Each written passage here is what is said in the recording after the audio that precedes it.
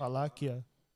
Pela articulação, puxar, descansar, voltar, só Uhum. não pegar na parte cinza, tá? Pra ele não Aqui. causar ruído. Tá bom. Sim, ok. Na parte cinza do próprio microfone, tá? Se precisar interromper, chamar, é só falar produção, Pedro, né? No caso é o Pedro que vai estar Uhum. da mesa. O episódio vai ser gravado direto, tá? Estamos ao vivo já aí? Estamos ao vivo já no Instagram. Boa noite. E é isso.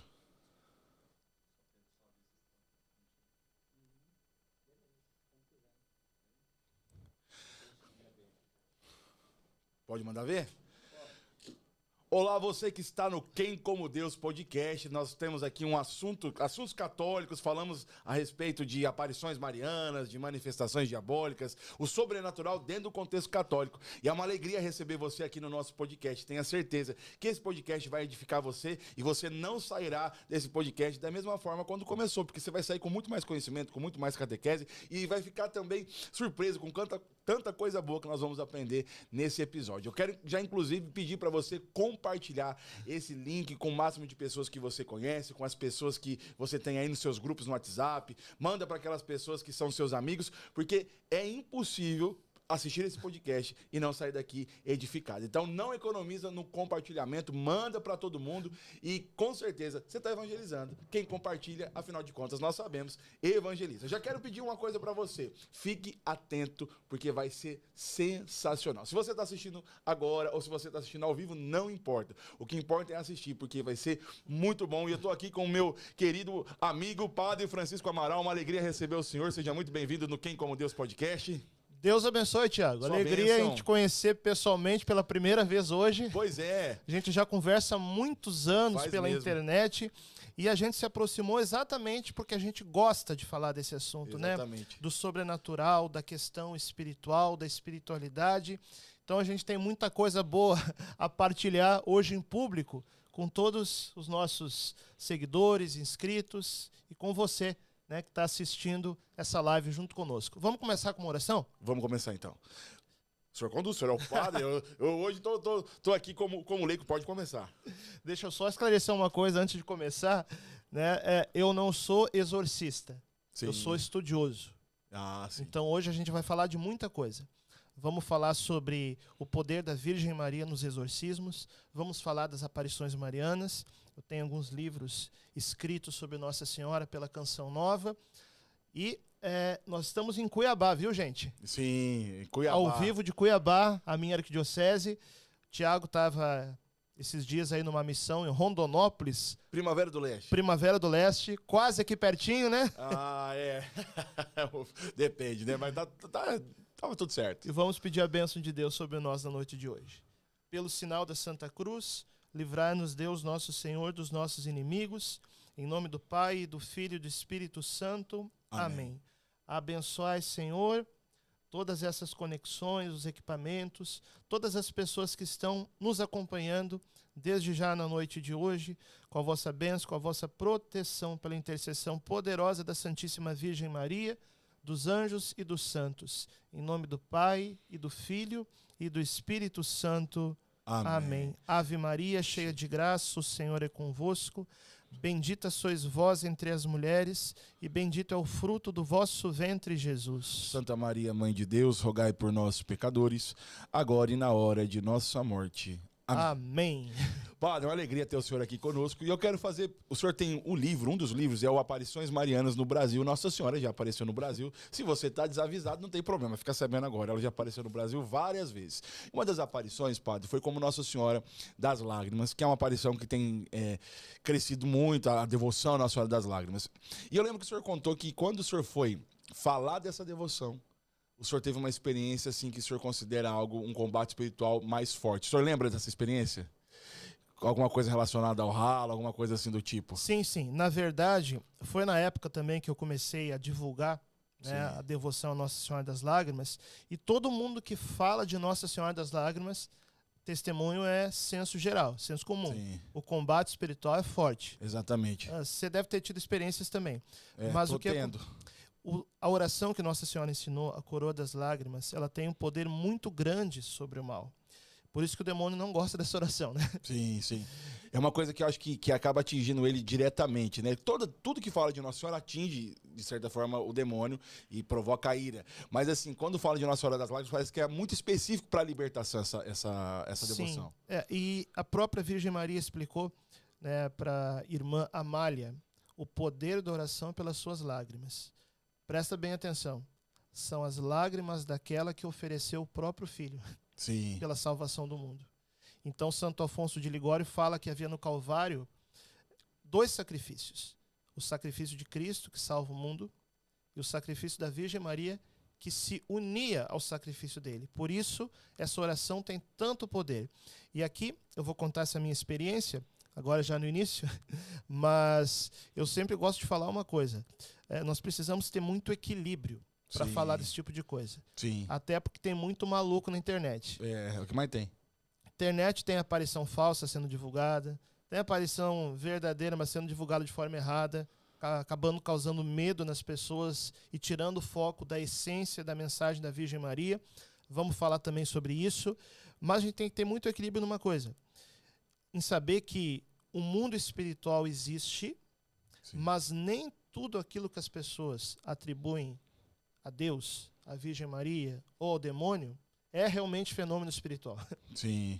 Porque tem muitos fenômenos que são fenômenos humanos, né? Eu me formei em psicologia antes de entrar no seminário. E depois de padre, eu fiz uma especialização em logoterapia e análise existencial.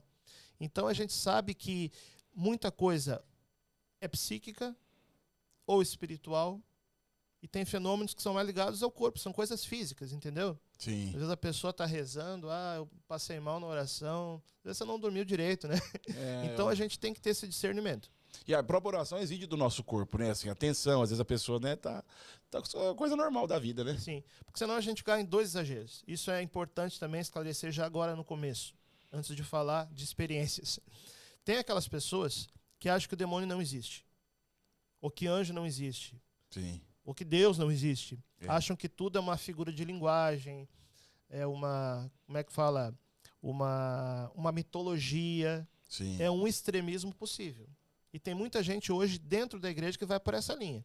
Que os milagres de Jesus são tudo simbólico, que anjo é um símbolo. Isso não é católico, né, padre? Isso não é a igreja. Isso não é igreja. É uma opinião pessoal de uma Exatamente. De uma heresia, de uma coisa errada. Mas muita gente dentro da igreja pensa assim, você sabe? Sim, sim. Esse é um extremo. Negar o espiritual, negar o mundo espiritual. Agora tem também outro extremo.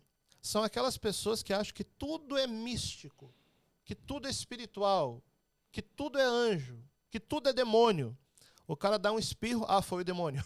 Sim. Não é assim. O demônio não está em tudo. Deus está em tudo. Né?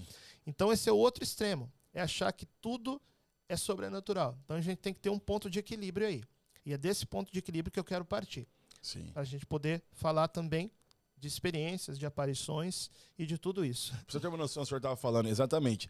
O senhor estava falando da aparição, quando a gente começou a falar de Nossa Senhora das Lágrimas, e o senhor tem uma noção, e quem quiser assistir, quem quiser, aliás, saber mais, tem esse livro aqui maravilhoso, que ele explica de uma forma clara e objetiva sobre as aparições marianas. Mas, padre, o senhor tem noção, a coordenadora do apostolado da minha cidade, que é a Luciana, inclusive beijo para a Luciana, que procura a US, que é ela o esposo, um grande abraço para vocês.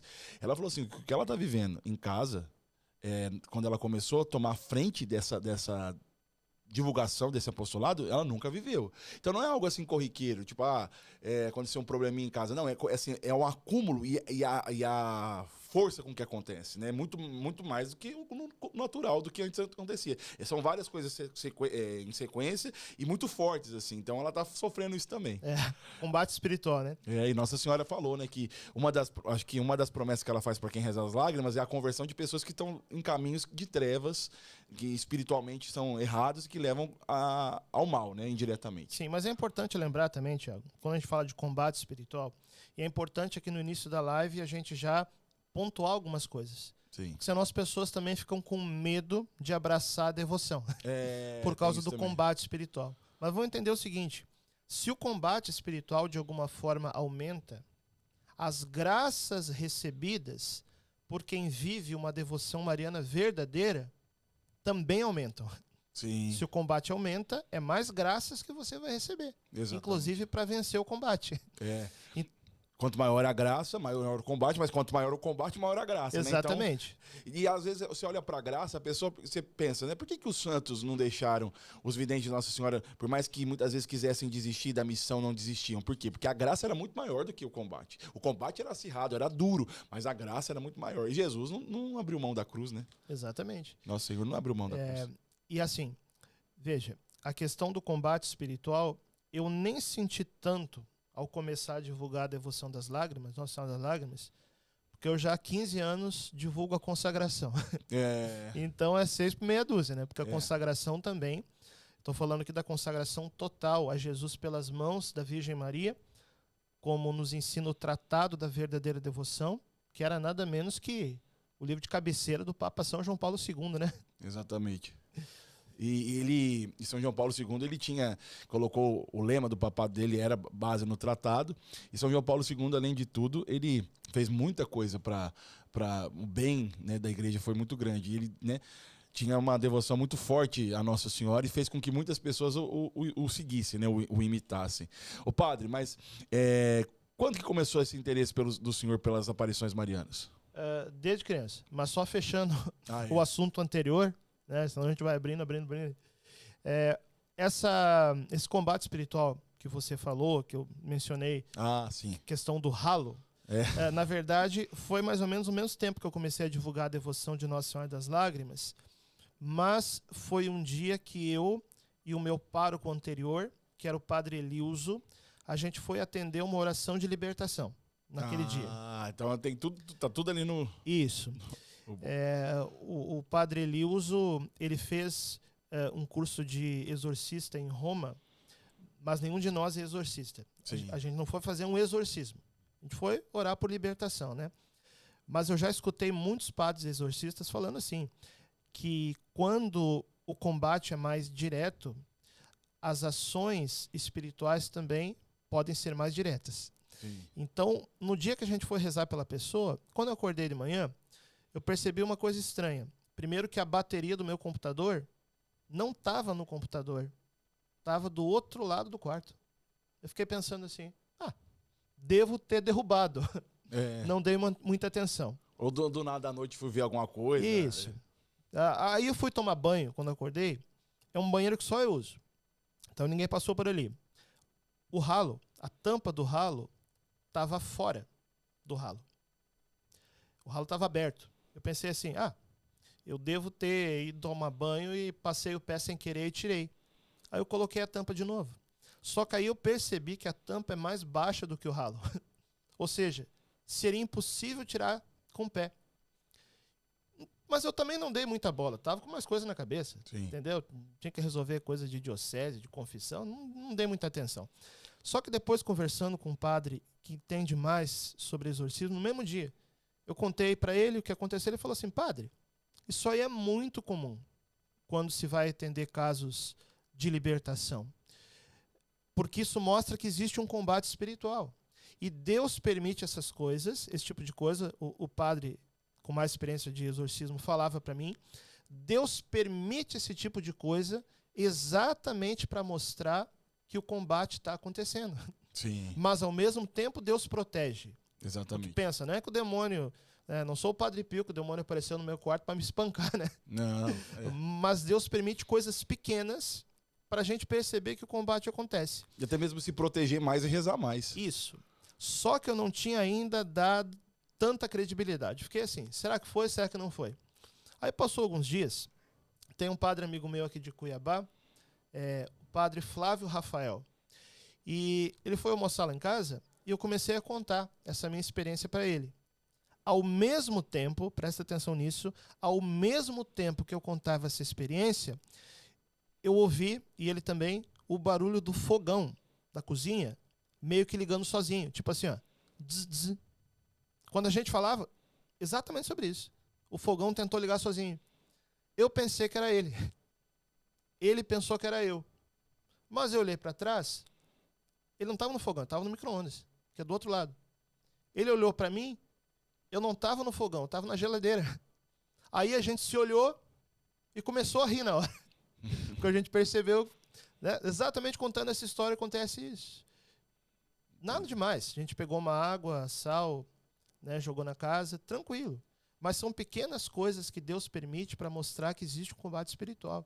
E quando vai falar de Nossa Senhora, então, é problema em microfone, em transmissão. A gente está acostumado com isso, até em eventos, né? Nossa Senhora. Apaga a luz. Às vezes também para chegar, né, o carro dá problema. Então tem que estar. Hoje eu vim rezando, eu tava vindo, falei, vou rezar mais um terço para mim, já pedindo a Nossa Senhora para proteger a gente. E essa pessoa, padre, que o senhor atendeu, qual que era o problema que ela tinha, que o senhor e o outro padre atendeu? Espiritual. Então, eu atendi 2 vezes a pessoa junto com o padre, tá? Depois ele continuou o atendimento de outra forma ali. Até porque veio mais um padre ajudar também. Sim. Mas pelo que você estava falando aqui, era malefício que tinham feito Ela tinha contra sido ela. vítima de malefício. E qual que foi a queixa que fez ela chegar ao padre? Por exemplo, ela chegou, não tô dormindo, como é que foi?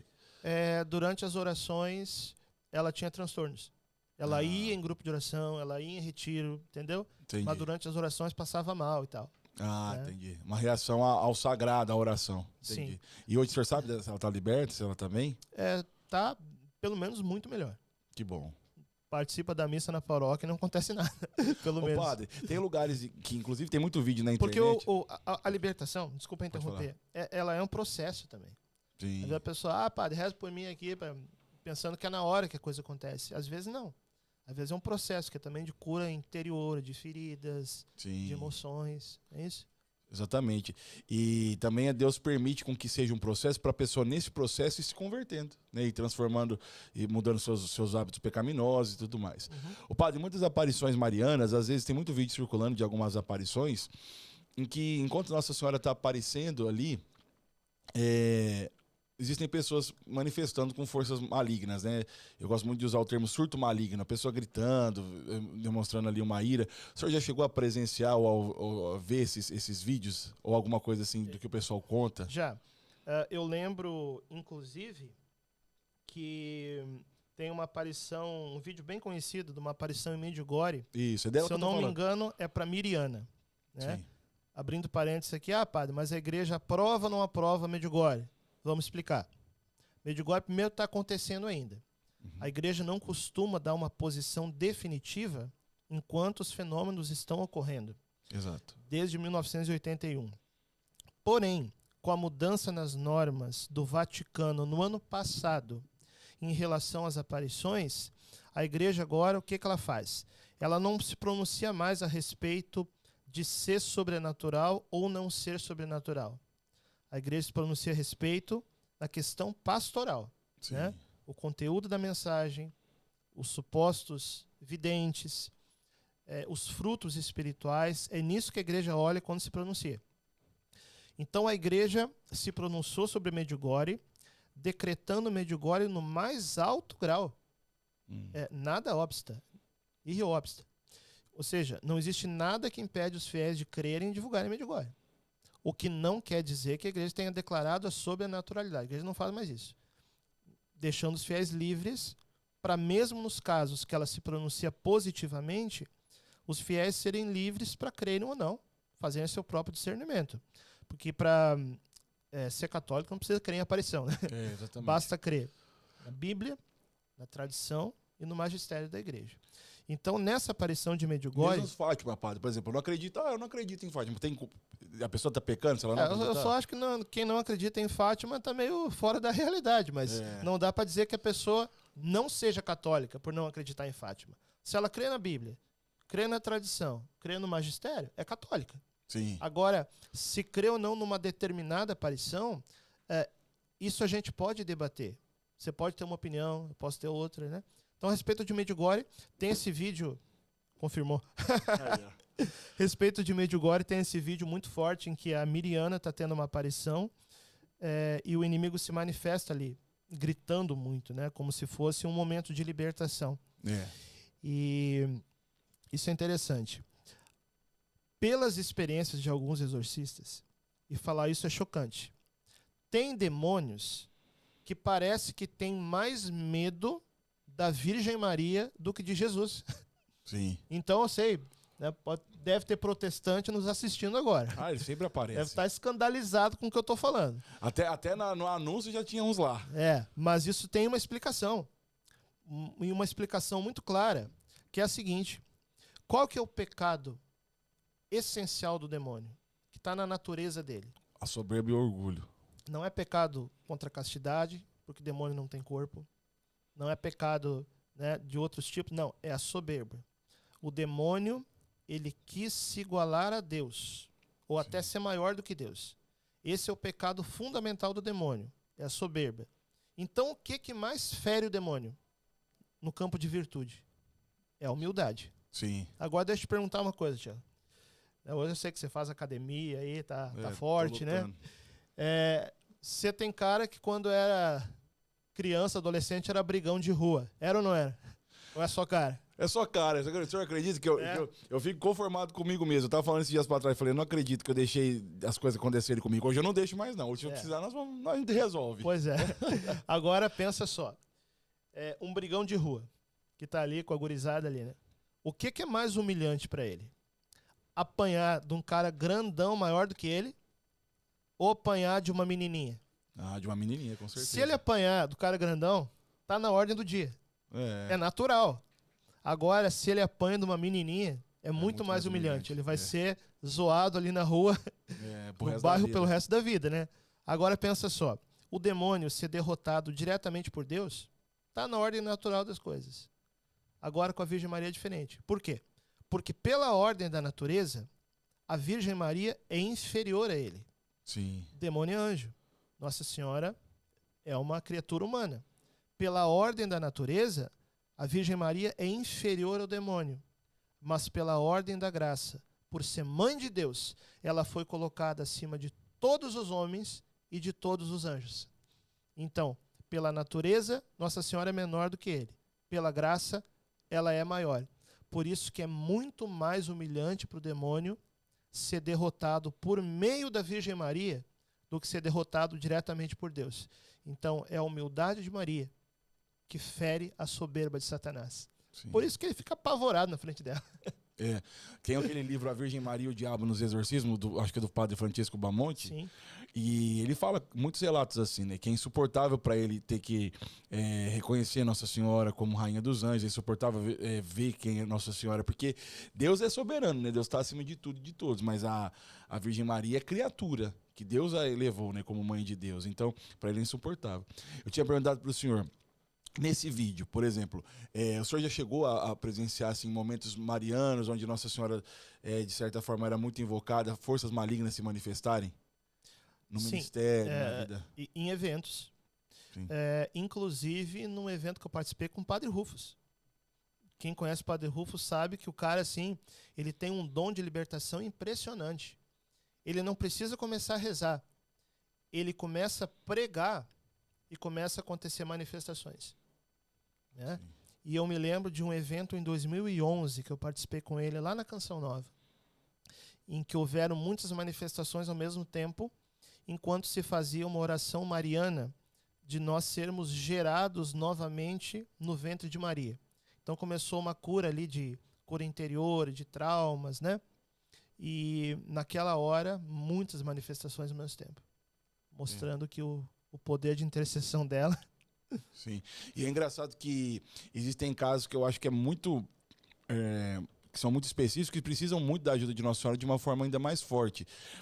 Tem uma pessoa em comum, depois eu falo pro senhor quem é, mas o senhor já ouviu falar da aparição de Nossa Senhora como chama de amor na Hungria, né? Sim, sim. E aí, na aparição de Nossa Senhora da chama de amor, tem uma transmissão da chama, uma devoção que você transmite a chama de amor para as pessoas. O padre faz uma bênção e tal. E essa pessoa tinha acabado de receber a transmissão dessa chama.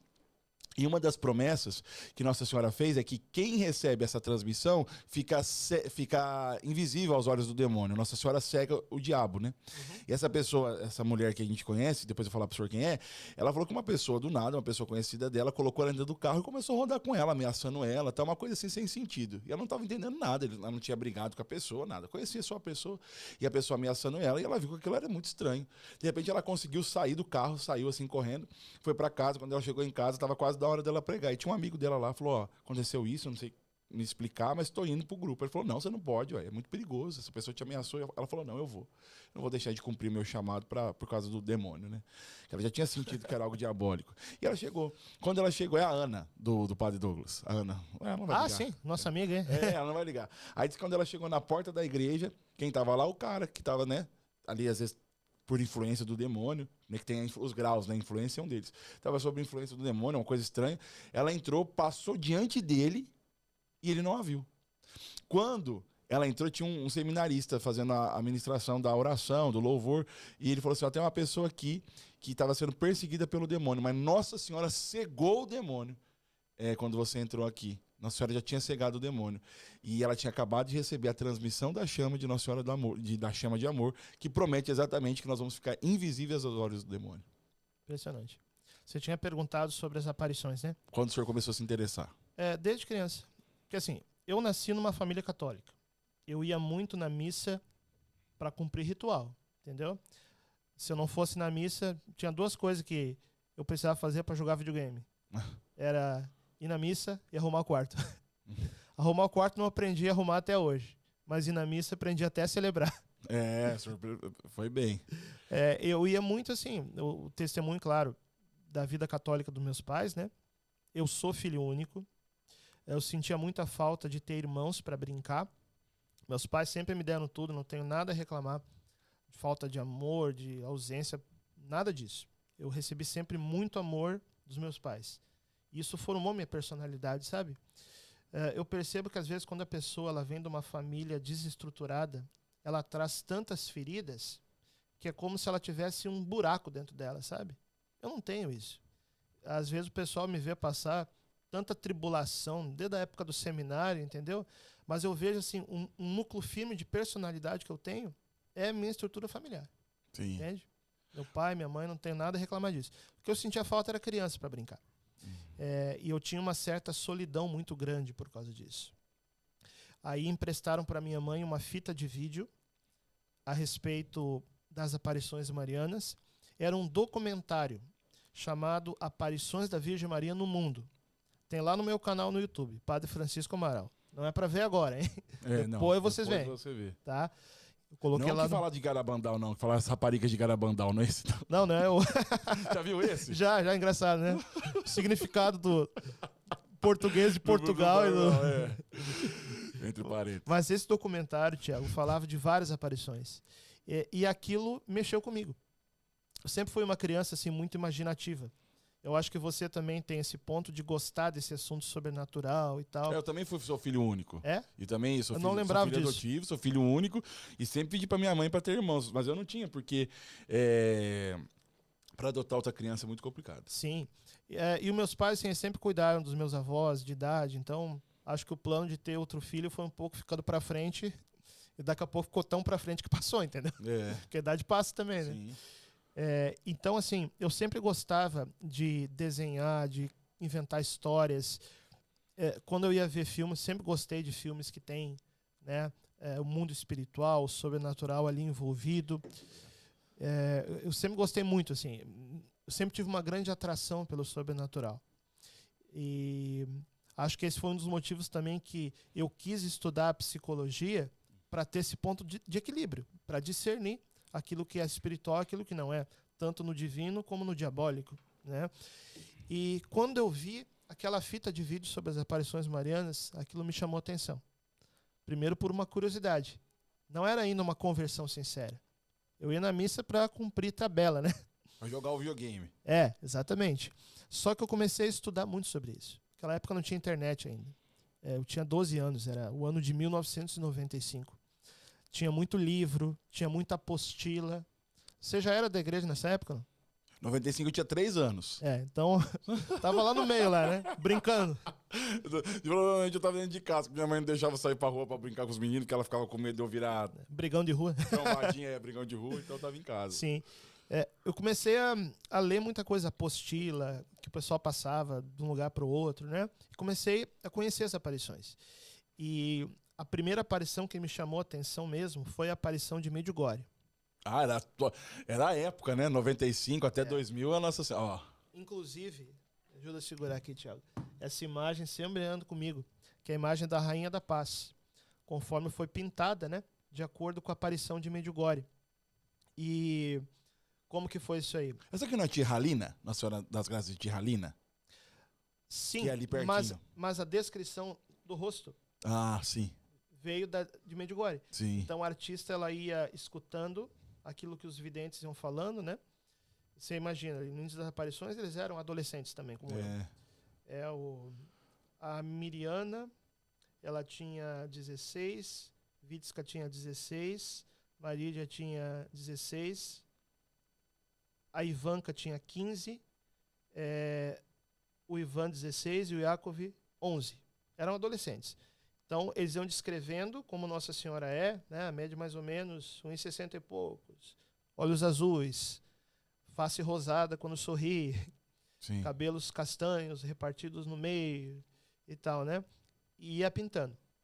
Para mim, essa é a imagem mais bonita que existe na igreja. Eu também acho. E quando eu olho para ela, eu faço a experiência exatamente da paz. Isso. Tipo assim, parece que as minhas preocupações são assim, ó. Isso. Vão lá para baixo.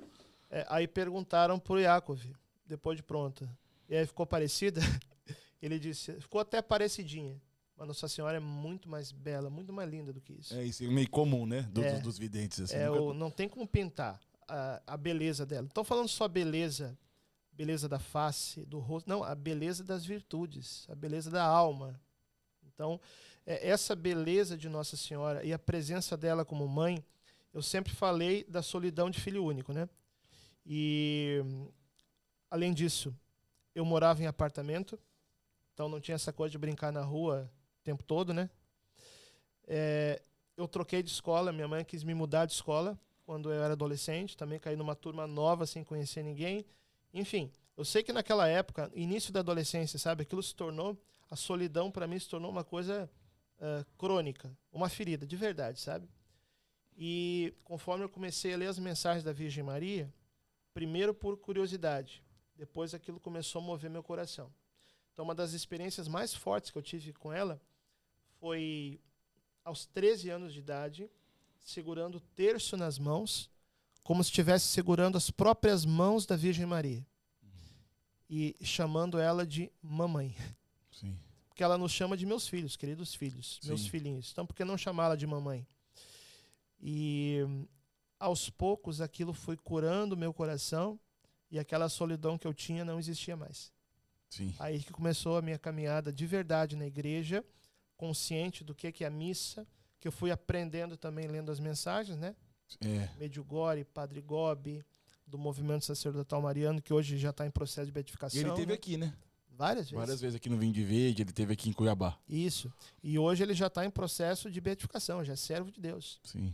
Então, assim, ninguém é obrigado a acreditar nas locuções interiores, mas vale a pena, né? Por exemplo, tem uma credibilidade maior por ser servo de Deus. Isso é inegável. Né, e o João Paulo II, o Padre Gobi, para quem não conhece, é o movimento sacerdotal mariano, que, vou resumir, é um livrão azul, que muita gente tem lá em casa. Eu já cheguei em lugares que a pessoa nem sabia. Fala, que livro que é esse aqui? A pessoa fala, não, nunca nem vi.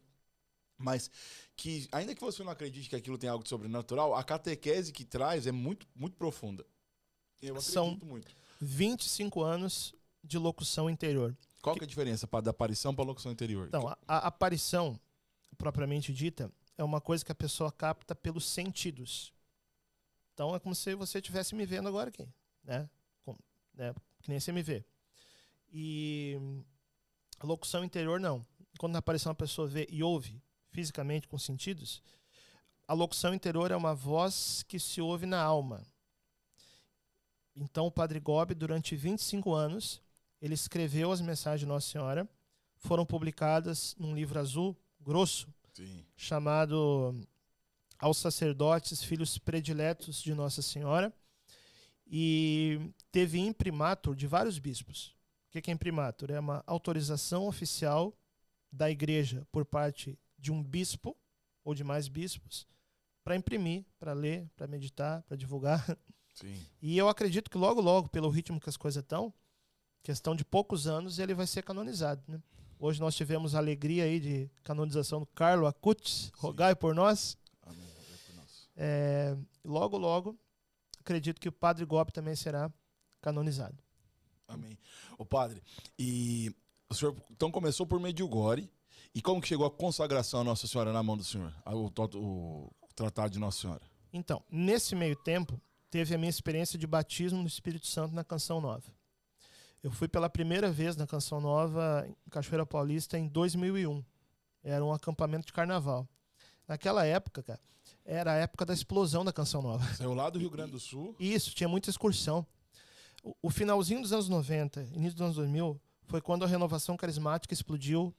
Canção Nova, Padre Marcelo Rossi, PHN.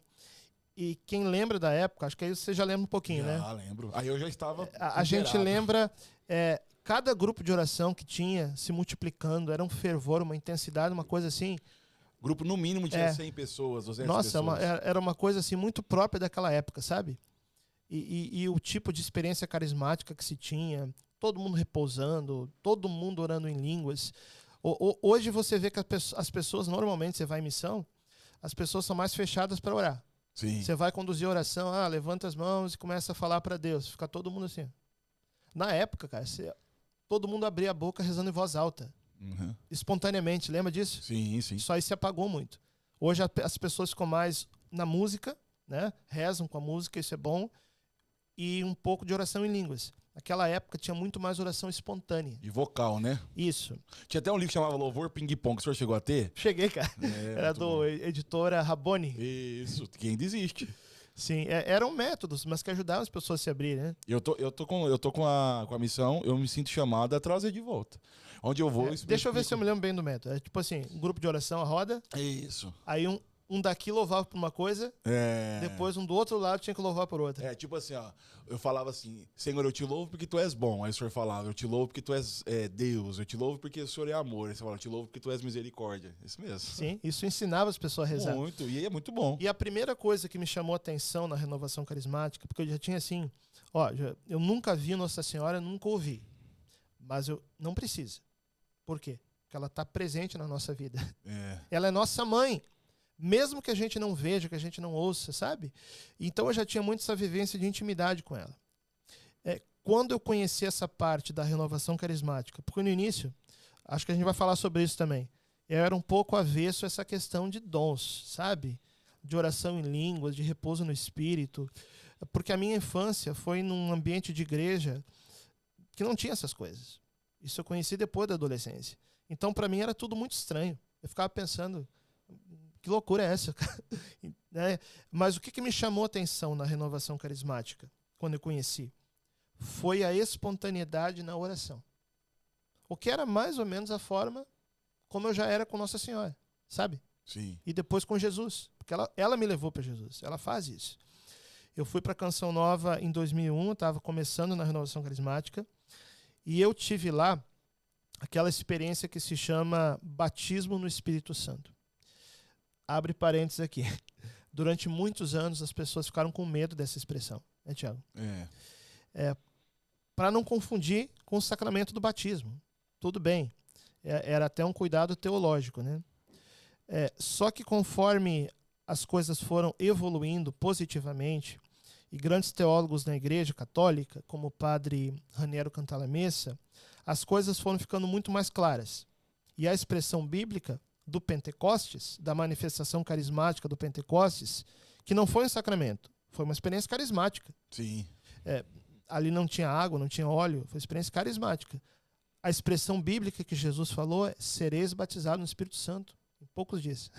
Atos dos Apóstolos. Sim.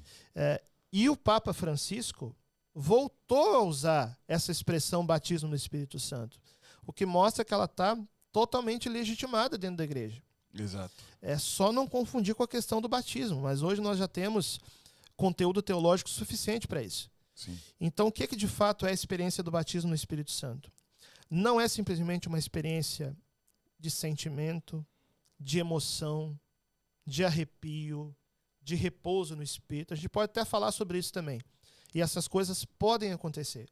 Mas a experiência, de fato, do batismo no Espírito Santo é a mudança de vida.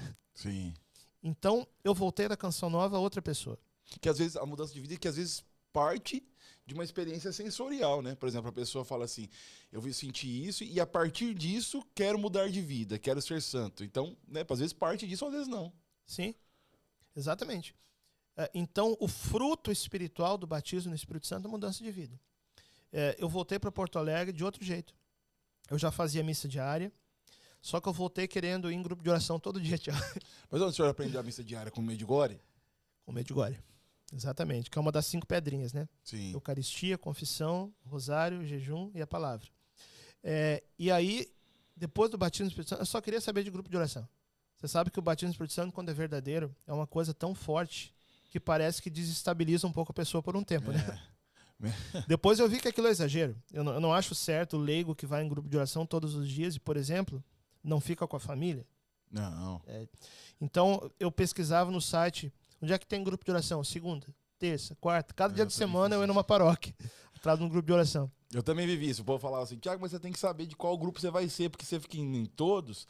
Mas assim, como é que vai fazer? Eu falava, mas eu não sei, mas eu quero ir em todos. O que eu tiver de janela, eu vou. E eu estava no segundo semestre de psicologia na época, na faculdade. Então, naquela época era muito comum usar os crucifixos, os taus, né? Comprei uma cruz grandona, pendurada no pescoço, lá pra sala de aula. Daquela sentava, que você pode decidir ou no peito ou na parede. Sentava na última cadeira, Bíblia aberta, terço na mão, orando em línguas baixinho durante a aula. Imagina, faculdade de psicologia. Então o batismo do Espírito Santo, ele por um tempo parece que nos desestrutura para reconstruir. Eu me lembro que essa fase assim mais entusiasta durou uns 3 meses. Depois a gente vai se equilibrando, se ordenando a vida, né? E foi mais ou menos nessa época, acho que você passou também por essas experiências, né? Que eu conheci o Tratado da Verdadeira Devoção. Sim. Eu conheci o tratado, foi assim, um padre, eu não vou falar o nome, mas assim, um padre que fundou uma fraternidade. Ele foi o primeiro. Aí os irmãos dessa fraternidade falavam muito vou falar a Toca de Assis, os irmãos da Toca falavam muito do tratado.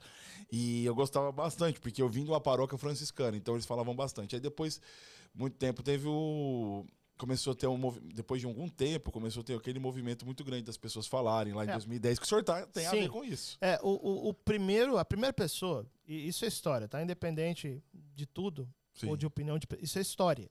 Sim. Primeira pessoa que pregou abertamente o tratado no Brasil, em grande público, foi o Padre Roberto. E a primeira pessoa que falou da Quaresma de São Miguel em grande público e que divulgou foi o Padre Roberto também. E isso é história. Isso é história, vai apagar. É fato. Entendeu? Só que eu não tinha acesso ao livro, assim. O livro não era muito conhecido na época. Ouviu falar, assim. Então uma pessoa me emprestou o livro. Quando eu li o tratado, eu já tinha minha intimidade com a Virgem Maria. Eu tinha recebido o batismo do Espírito Santo.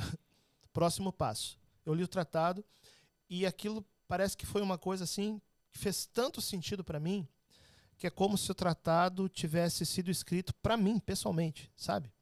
Claro que eu não penso isso, mas era a minha sensação. De tão pessoal que foi a minha experiência com Nossa Senhora lendo o tratado. Retomando, é o livro de cabeceira do Papa São João Paulo II. Eu já gostava, na época ele era Papa ainda, né? Não era santo canonizado. Eu gostava demais dele sempre. Então eu fui lendo o livro assim com uma sede muito grande. Decidi, eu tenho que fazer esse negócio aqui. Naquela época não tinha curso de Padre Paulo Ricardo. Daqui a pouco a gente vai ver como que o Padre Paulo Ricardo vai entrar nessa história. Tinha livro, não tinha curso, não tinha coisa na internet divulgando, não tinha consagra-te, nada disso. Então eu me preparei sozinho para me consagrar. Fiz minha consagração no dia 31 de outubro de 2001. Com 19 anos de idade.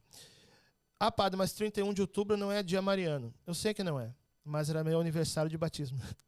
E o tratado diz que a consagração é uma renovação do nosso batismo pelas mãos de Nossa Senhora. O tratado recomenda que se faça consagração numa data mariana, mas não obriga. É mais um costume. A São Luís fala que pode fazer até na Páscoa. E estava longe uma data mariana para consagrar. Então, eu vou consagrar aqui. aniversário de batismo. Incentivar, ô padre. Às vezes as pessoas não têm não querem, só estão achando porque tem que fazer. Não, se você quiser começar hoje exercícios espirituais e contar daqui 30 dias, 31 dias ou 33, né? 30 ou 33, mas conforme a interpretação do texto, mas isso não é importante. Sim. E aí você começa e faça, né? O que importa é fazer uma boa preparação, né? Ler o tratado. Gente, pelo amor de Deus, não se consagrem sem ler o tratado. Por favor. Isso deu muito problema já. A pessoa vai se consagrar, mas não vai entender o que está fazendo, né? Então me preparei, me consagrei, e no dia da consagração eu falei para Nossa Senhora assim: mamãe, eu aceito ir para qualquer lugar para a gente tornar essa consagração conhecida. Foi a oração que eu fiz. Eu quero divulgar esse negócio. Porque as pessoas não conheciam na época ainda, né? Não. Comecei a divulgar de uma forma assim, grupo de oração e tal, mas eu via que parece que não era a época ainda, sabe? As pessoas não se interessavam e tal. Aí em 2010, eu me mudei de Porto Alegre para Cuiabá, por 2 motivos. Primeiro, que eu trabalhei no site do Padre Paulo Ricardo lá 2008. 2010. Desde 2008, o senhor começou? Não, 2008 foi quando eu conheci o Padre Paulo. Eu sabia que eu te tinha no Facebook em 2008? Sério? Sério. 2008? Facebook, na época, acho que 2008 eu tinha. Alguma coisa do tipo, eu lembro do nome. Que é Francisco eu não sei falar o nome. Francisco Dockhorn. Só que eu não uso esse nome porque as pessoas não aprendem. Mas tava lá, com o cabelo pretinho assim, meio de lado. Acho que era Orkut até. Eu tinha o senhor lá. Tá? Eu conheci o Padre Paulo. Eu tô nessa não faz 7 dias não, pô. Faz 7 anos, faz muito tempo. E eu tava lá, lembro do senhor lá. O Padre Paulo Ricardo eu conheci no PHN, de 2008. Aí a gente começou a conversar e ele fez um convite para mim. Porque, Foi assim, quando ele lançou o Terapia de Doenças Espirituais. Naquela época. Porque eu precisava de uma ajuda para discernir minha vocação. Tinha namorado já 3 vezes e eu não me encontrava, sabe? Parece que faltava alguma coisa. Daí ele fez uma proposta para mim, o Padre Paulo.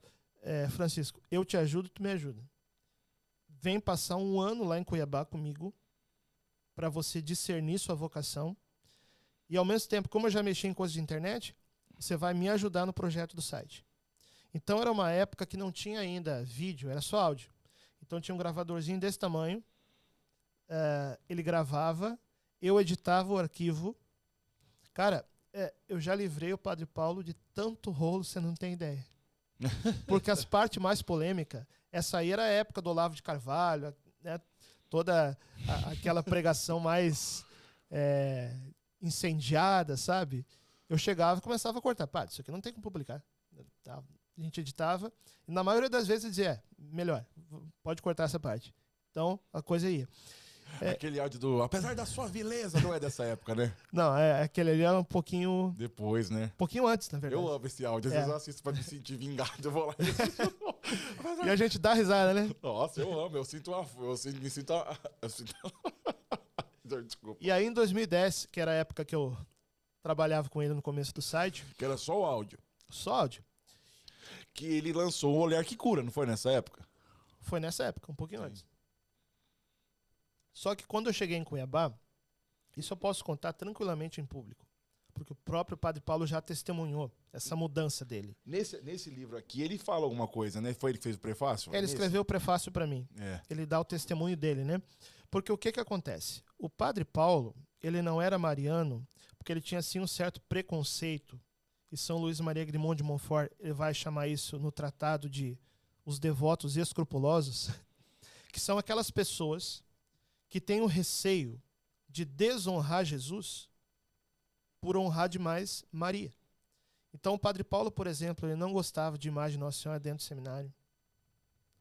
O pessoal ouve isso hoje, escandaliza, né? Esse é o Padre Paulo de 20 anos atrás. Mas o próprio Paulo vai contando essa... Sim, ele testemunha. Coisas, né? Ele não gostava de ver seminarista com terço na mão. Ele dizia, guri, vai rezar a liturgia das horas e tal.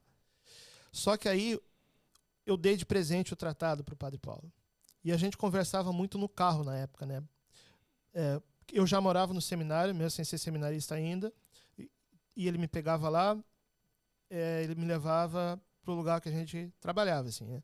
Que era ali na casa paroquial já do Cristo Rei. Não tinha um estúdio ainda que tem hoje. Então a gente conversava muito no carro.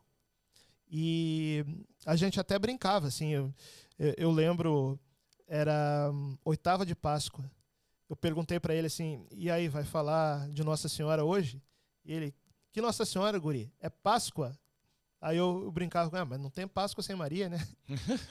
Então a gente tinha assim algumas debates teológicos em forma de brincadeira mesmo. Então ele leu o tratado e quando ele leu, ele percebeu o seguinte, que uma devoção mariana bem orientada, presta atenção, bem orientada segundo o ensinamento da igreja, dos santos, ela não afasta de Jesus. Ela conduz mais ainda para Jesus. Sim. Porque a Virgem Maria não nos segura para ela. Ela nos leva para Jesus. E o Flávio Vitor tem uma música que eu gosto demais, que está estourando agora, né? Estourou, acho que no ano passado, aquela Sem Medo Eu Vou Amar Uma... Você é cantor, né? Você lembra do refrão, como é que é? Não lembro. Sem medo eu vou amar Maria, quanto mais Maria, muito mais Jesus. Isso é puro tratado da verdadeira devoção. Aliás, não sei se o Flávio Vitor vai escutar Nós esse manda pra podcast depois. Gosto demais de você, Flávio, porque Nossa Senhora te usou e te usa demais. Desde a música Caso Não Sabeis, que veio numa outra fase, mas que divulgou muito a própria consagração à Nossa Senhora. E essa música mariana que eu falei aqui, que é mais recente, né? Quanto bem, Flávio, você tem feito com essas letras. Sim. E estou falando aqui como alguém que há décadas divulga a consagração. Quanto bem você tem feito, Flávio. Eu vou falar uma coisa. Eu conheci o Flávio em 2014, então vai fazer 11 anos, né? Eu conheci ele novinho, lá em Curitiba. E ontem eu encontrei com ele, eu encontrei o mesmo coração, padre, de menino, sabe? Lógico que existe uma estrutura que envolve o ministério, Sim. o trabalho, tudo. Mas eu encontrei o mesmo coração. Foi muita assim, purificação ali, né? Todo esse tempo. Sim, mas eu encontrei igual Nossa Senhora, um dos temas que eu gosto de Nossa Senhora, dos títulos que não está na ladainha lauretana, mas é a Virgem Maria como a docilidade ao Espírito Santo, né? Nossa Senhora é dócil ao Espírito Santo. Sim. E eu acho que o Flávio tem essa característica de Maria, assim, a docilidade, ele aprende com Nossa Senhora a docilidade ao Espírito Santo, assim, um coração que sabe ser sensível ao Espírito Santo.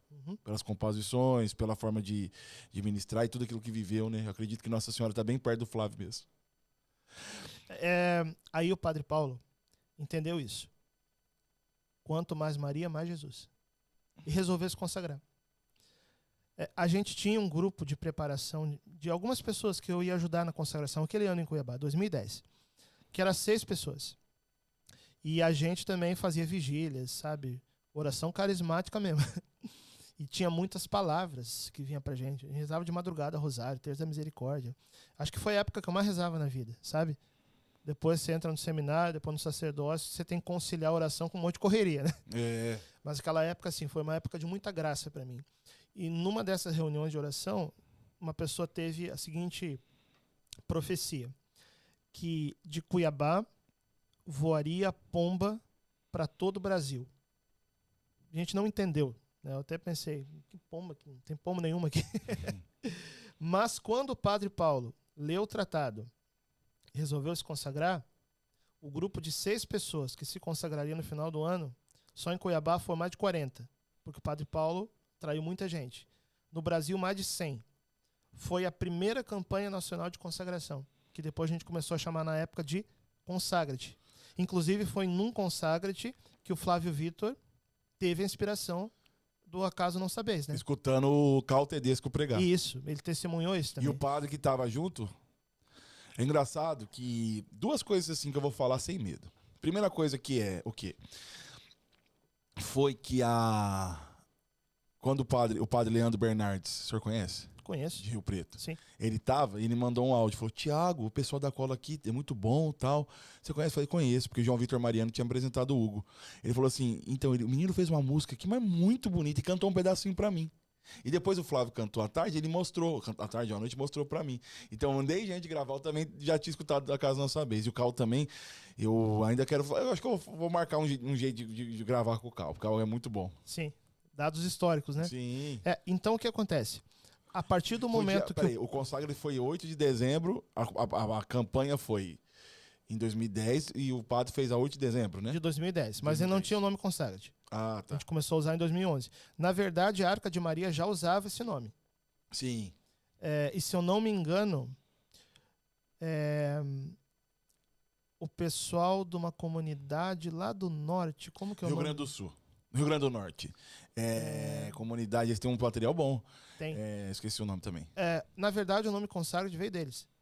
Veio deles. Temos que falar o nome deles aqui, pelo amor de Deus. Como que é? Deixa eu ver se eu acho aqui. Mas eu tenho os livros deles e gosto muito. Sim.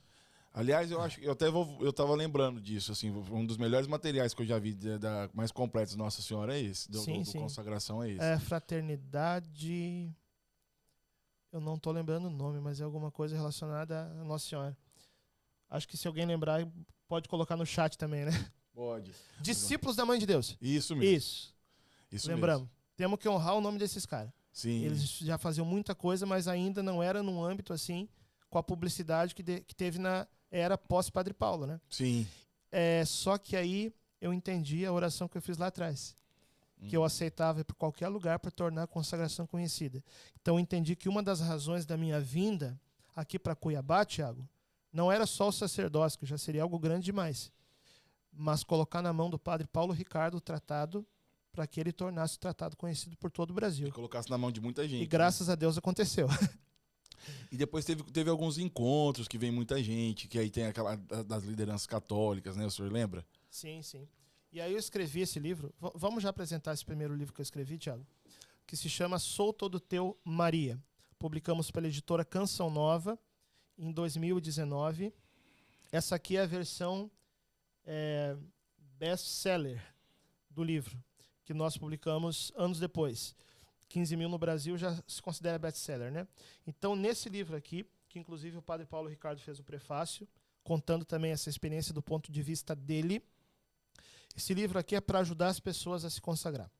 Sim. Eu vejo que muita gente tem dificuldade de entender o tratado. Porque o livro foi escrito 300 anos atrás, uma linguagem um pouco mais não tão fácil, né, de entender. Então esse livro vai te ajudar na consagração. Não vai substituir o tratado. Tem que ler o tratado. Mas vai te ajudar a entender o tratado. Então muita gente tem se beneficiado desse livro, seja os que já se consagraram, seja os que querem se consagrar. O primeiro passo está aqui. Sou Todo Teu, Maria. Pessoal que está nos acompanhando aí no Instagram, vai depois, não agora. Já me segue, mas vai depois no link na minha bio. Lá você pode adquirir o livro. E nós vamos colocar no YouTube também, nós vamos colocar o link de todos os livros. E na descrição, quando for para o YouTube, vai estar lá também o link para você adquirir esse livro aqui. E é uma coisa, só para mim fazer um spoiler desse livro, que eu achei muito importante que o padre colocou aqui e colocou ênfase para isso, ele explica aqui sobre a doação de méritos. Por que eu falo isso? Inclusive, eu acho que uma vez o senhor fez uma pregação com a irmã do Flávio falando sobre a doação de méritos. O senhor lembra disso? Lembro, foi lá na Cola de Deus em Curitiba. Isso, a Bruna. Isso. Minha memória é boa. Ué. Ó, esse livro aqui, o padre fala sobre que tá no tratado, mas às vezes passa despercebido, mas para mim é o suco da consagração, que é a doação de méritos. Porque muito consagrado, eu pergunto a pessoa... E a parte mais importante da consagração. Que é a parte mais importante. Aqui o padre depois colocou ênfase, explicou muito bem. Você não entendeu no tratado? Então você lê o tratado e vai ler aqui, tem que ler para você entender direito o que é a doação de mérito, que é muito importante para você saber o que você está fazendo. E eu me lembro, padre, que o senhor fala da doação de méritos, o senhor explica, né, de uma forma mais resumida a verdadeira, a diferença da verdadeira, eu li, a verdadeira e a falsa consagração, e a falsa devoção. E, padre, também teve não sei se foi o senhor que lançou, com o padre Paulo Ricardo, mas uma campanha Doe os Méritos, não era isso? Era da Arca de Maria. Ah, tá. E eu lembro disso, Doe os seus méritos. No livro tem toda a explicação. Sim. Que é bem teológica, mas ao mesmo tempo muito simples. Sim. Mas só para a gente resumir aqui, para entender um pouco da ideia. É o seguinte, Nossa Senhora falou em Fátima que muitas almas se perdem porque não tem quem reze e quem se ofereça por elas. Certo?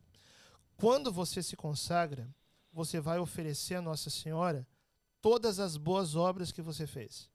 Então você fez uma penitência, ofereceu a Nossa Senhora. Você fez um jejum, ofereceu a Nossa Senhora. Você fez uma boa obra, ofereceu a Nossa Senhora. E ela, nas mãos dela, ela vai multiplicar tudo isso.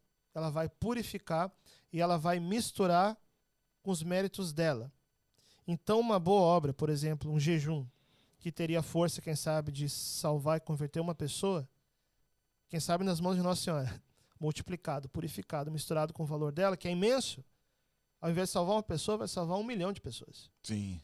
Então, depois que você se consagra, você vai deixar que Nossa Senhora escolha quem vai ser beneficiado por exemplo, aquela penitência que você vai fazer. De repente, uma pessoa que está lá do outro lado do mundo, Nossa Senhora está vendo. Nossa Senhora vai escolher para quem vai. Você vai chegar no céu, você vai encontrar muita gente, né? Um japonês, ó, Tiago, você nem sabe quem eu sou. Mas foi pela tua consagração nas mãos de Nossa Senhora que eu fui salvo, sabe? O que não quer dizer que você... Isso as pessoas fazem muita confusão também. O que não quer dizer que você não possa, como consagrado, fazer pedidos a Deus e a Nossa Senhora. Claro que pode. Pedir é pedir. Estamos falando de outra coisa. Você vai pedir por você, vai pedir pelos outros, vai ser intercessor. As pessoas pedem oração para você, estão pedindo oração para a pessoa certa, um consagrado. Sim. Alguém que tem intimidade com Nossa Senhora. Agora, a aplicação das boas obras, indulgências, jejum, penitência, aí você vai deixar que ela escolha. E essa é a parte mais importante da consagração. E parece que pouca gente entendeu isso, né, Tiago? É porque a questão da tesoureira de todas as graças, né? Por exemplo, Nossa Senhora, São Luís chama ela assim, né? Então, se Deus deu a Nossa Senhora a graça de cuidar da maior graça, que é Jesus, então por que não nós vamos não colocar essas graças que nós temos nas mãos dela para que ela saiba, como tesoureira, aplicada da forma certa? E por isso que o demônio odeia essa consagração. Sim. Tanto que o próprio São Luís profetizou no tratado que esse manuscrito, porque não era livro na época, né? Era folha escrita. Sim. Esse manuscrito ia ficar escondido no fundo de uma arca e ser encontrado mais de 100 anos depois. Aí o que aconteceu? São Luís morreu, veio a Revolução Francesa, então muitos escritos religiosos tinham que ser escondidos por causa da Revolução. E esconderam o tratado, ninguém mais viu. Mais de 100 anos depois encontraram o manuscrito. Aonde? No fundo de uma arca. Então o demônio odeia essa consagração, porque essa consagração destrói ele. Imagina, é como se fosse um jogo de xadrez. A gente está vendo 1 ou 2 pecinhas aqui. Nossa Senhora enxerga o tabuleiro inteiro. Sim. Então ela sabe quem precisa daquela boa obra que você vai fazer. Então ela vai lá, você colocou tudo nas mãos dela. E ela vai usar isso para salvar o mundo. Então o triunfo do coração imaculado de Maria, que ela disse em Fátima, né, que vai ser esse grande tempo de paz que vai vir sobre o mundo. Ele vai acontecer por meio da consagração. Nossa Senhora vai ter aí as armas espirituais, que são as nossas próprias boas obras colocadas na mão dela. E na hora certa ela esmaga a cabeça da serpente. Por isso o demônio odeia essa consagração, Tiago. Sim. O padre, e engraçado que muitas pessoas assim relatam, né, que já vi mais de um relato, então algumas pessoas relatam que Nossa Senhora, através da consagração, preserva aquela alma das ações do demônio, né? Até pessoas assim, eu conheci uma moça aqui em 2001, a primeira vez que ela foi à Canção Nova, foi por causa do Padre Rufus, e ela não sabia que ela tinha uma coisa demoníaca, né, ali na vida dela. Só que como o Padre Rufus tinha aquela questão, né, desse dom espiritual, ela via algumas coisas estranhas da vida dela, mas deixava passar. Chegando nela, deu muito problema lá, né, teve muitas manifestações ali dessa força maligna, e ela... Primeira coisa que ela fez quando ela chegou em Ribeirão Preto foi fazer a total consagração para que essa consagração pudesse blindá-la de que o demônio não voltasse. E também tem o contrário, pessoas assim que às vezes se desviaram porque erraram, se decepcionaram, e quando foram fazer algum certo tipo de pacto com forças malignas, o demônio não aceitou, deu tudo errado, porque já estava ali marcado, gravado, já estava acorrentado a Santíssima Virgem. Eu já ouvi testemunho também de pessoas que iam se consagrar a certas entidades, em alguns lugares aí, que a pessoa já tinha feito a consagração, tinha desviado e ia se consagrar a uma entidade. E essa entidade falou assim, ela eu não posso, porque ela é protegida da mulher. Sim. A entidade não aceitou a consagração da pessoa, porque a pessoa já tinha se consagrado a Nossa Senhora. Já era propriedade de Nossa Senhora, né? E padre, é engraçado que eu considero, hoje a gente vive a igreja, né, vive um tempo Desafiador, como sempre, cada tempo tem o seu desafio. E a gente vê muitas pessoas ainda, graças a Deus, muitos irmãos que estavam em seitas, inclusive seitas protestantes, voltando para a Igreja Católica. Mas, ao mesmo tempo, né, esse meio carismático, tem gente que fala, esse negócio de orar em línguas é de protestante, essa coisa de cair pro chão, o que é isso? É coisa de protestante. Só que existem relatos na história da Igreja de fenômenos assim parecidos, né, oração em línguas. O senhor está com, inclusive, um livro... Esse livro aqui, editado pela editora Eclesi, que eu considero o livro mais bem embasado sobre a questão da oração em línguas, que muitos dizem que não existem. Se chama Sons de Milagres, do diácono Ed Hensley. Prefácio da tradução aqui do padre José Eduardo, que a gente conhece muito bem, e um ministério impressionante que ele tem, né? Sim. O que a gente tem que entender é o seguinte, ó. Existem 2 tipos de manifestação de dom de línguas. Inclusive, houve alguma confusão essa semana por uma fala do Papa Leão XIV que foi mal interpretada por muitos, né? Sim. Em que o Papa citava Santo Agostinho, e Santo Agostinho, o que ele fala? É que, passado aqueles primeiros 3 séculos, né? Santo Agostinho estava no século IV, não aconteciam mais as manifestações carismáticas da mesma forma que no início da igreja. Mas aí a gente tem que entender o contexto da coisa. Sabe por quê? Porque o próprio Santo Agostinho orava em línguas. Sim. Aí vai achar essa informação aqui. Exatamente. Então ele não estava falando que oração em línguas não acontece mais. Ele próprio orava em línguas. E ele mesmo descreve, ele chama de jubilação.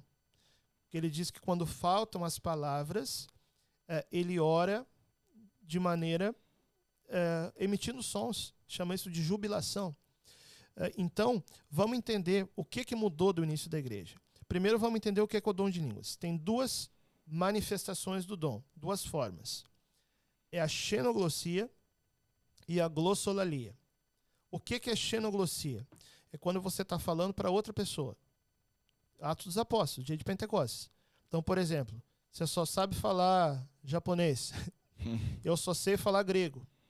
Eu chego para pregar o evangelho para você e eu começo sem saber ou a falar o próprio japonês que você entende, ou mesmo eu falando grego, você consegue entender na sua própria língua o que eu estou falando, sem entender o grego. Isso é xenoglossia.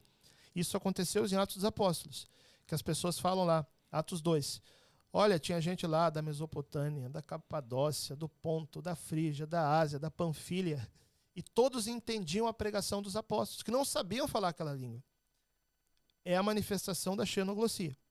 Agora existe também manifestação da glossolalia, que não é para pregação, é para oração. Isso está na primeira carta aos Coríntios, capítulo 14, versículo 2. Aquele que fala em línguas não fala aos homens, mas fala a Deus, pois fala coisas misteriosas sob a ação do Espírito Santo. E isso aconteceu também no dia de Pentecostes, na parte que fala que parecia que os apóstolos estavam bêbados. Lembra disso? Sim.